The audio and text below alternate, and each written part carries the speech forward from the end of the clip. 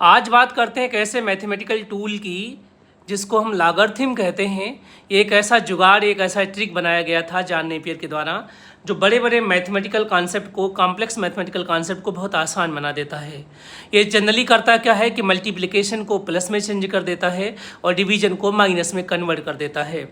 Log दो तरीके के होते हैं। एक नेचुरल लॉग होता है जिसका बेस ई होता है, जिसकी वैल्यू लगभग 2.23 के आसपास होती है, और एक होता है लॉग, LOG साफ साफ जो लिखा होता है, इसका बेस 10 होता है। जब आप ln को लॉग में चेंज करते हैं तो 2.303 का मल्टीप्लायर लग जाता है उसमें।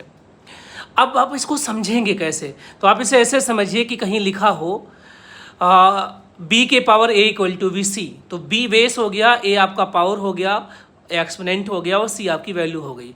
तो जब log c निकालेंगे उसी बेस पर तो a आ जाएगा आंसर। जैसे 10 के पावर 3 इक्वल टू 1000, इसका मतलब log 1000 क्या हो जाएगा? 10 बेस पर 3। 10 के पावर 2 इक्वल टू 100, तो log 100 क्या हो जाएगा? 10 बेस पर 2 हो जाएगा। इसको आप ऐसे समझिए कि एक नंबर है n.xy, तो मैथमेटिक्स में डेसिमल के पहले की जो डिजिट होती है उसको कैरेक्टरिस्टिक्स कहते हैं, और डेसिमल के बाद के डिजिट को मैंटिसा कहा जाता है।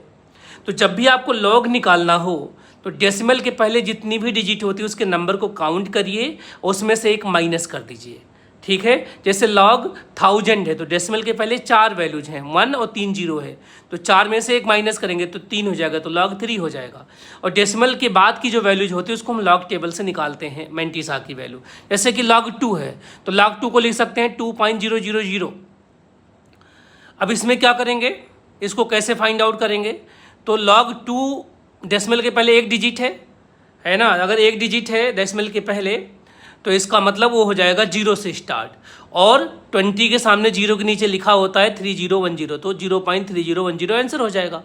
अब लॉग से रिलेटेड कुछ फार्मूले भी हैं जो हम लोगों को जानने चाहिए, है ना। अगर log a इंटू बी है तो हो जाता है log a plus log b, अगर log a बाई b है तो हो जाता है log a minus log b, और log a के पावर b है तो हो जाता है b log a, और अगर log 1/x है तो हो जाता है माइनस log x।